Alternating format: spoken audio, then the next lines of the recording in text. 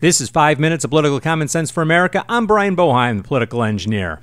And in this segment, I want to ask the question, what is our nuclear power plan? The situation in Japan is a clear reminder of our own horrible, inadequate energy plan, specifically around nuclear power. Japan having an earthquake and a tsunami and a devastating loss of life also now has a nuclear accident percolating that could be even more devastating, not just to Japan, but other parts of the world. And I have to ask the question, what is our plan? What is our strategy for our aging nuclear power plants and for our future in nuclear energy? Now, I know that every anti-nuclear nut job will be climbing out of the woodwork, reminding us of 3 Mile Island and Chernobyl. They will claim that SOMA is just another reason to keep a moratorium on building new power plants, nuclear power plants, that is. But does that really make sense? Currently, 20% of all electricity in the U.S. is produced by nuclear power. Vermont, for example, derives 70% of its power from nuclear plants. These plants are all almost 40 years old. And you have to scratch your head and wonder, what is our strategy around these? I must profess that I'm a proponent. I'm a proponent of building small, high-tech nuclear plants. I think they are safer than any in history, and by going smaller, it reduces the cost and the risk.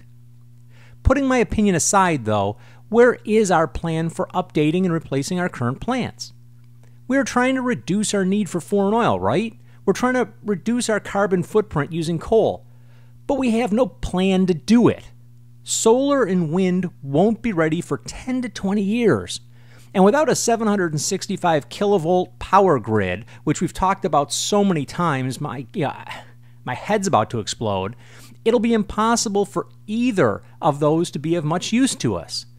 Because the energy is out there somewhere and we got to get it into the metropolitan areas. We need that grid. But without it, it's useless.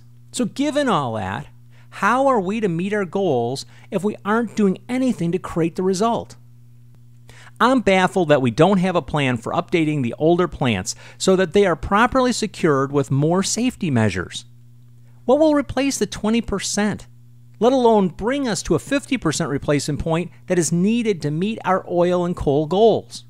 It strikes me that the Department of Energy and our general leadership need to start doing their job and looking into the future, because the writing is on the wall.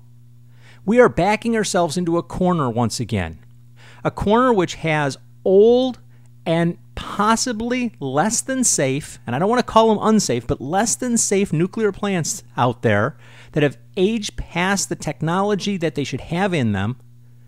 We need to update and upgrade those. We should not be sitting back. We should be building new nuclear plants with all of the technology and safety measures built in so that we have energy into the future. At what point are we going to realize that we have to get ahead of this game? Because you can say all you want about the data they keep putting out there. The energy needs of this country and of the American people it's going to rise. We're talking about electric cars. You don't think that's going to create a greater demand on electricity? We need to be ahead of this to be successful. It's time we look forward.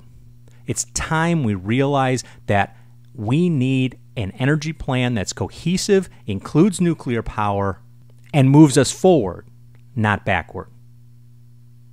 You've been listening to 5 Minutes of Political Common Sense for America. I'm Brian Boeheim, the political engineer. And if you like what I've been talking about here, pick up a copy of my book, Political Common Sense for America. You can find it at Amazon.com. Until next time, be safe out there.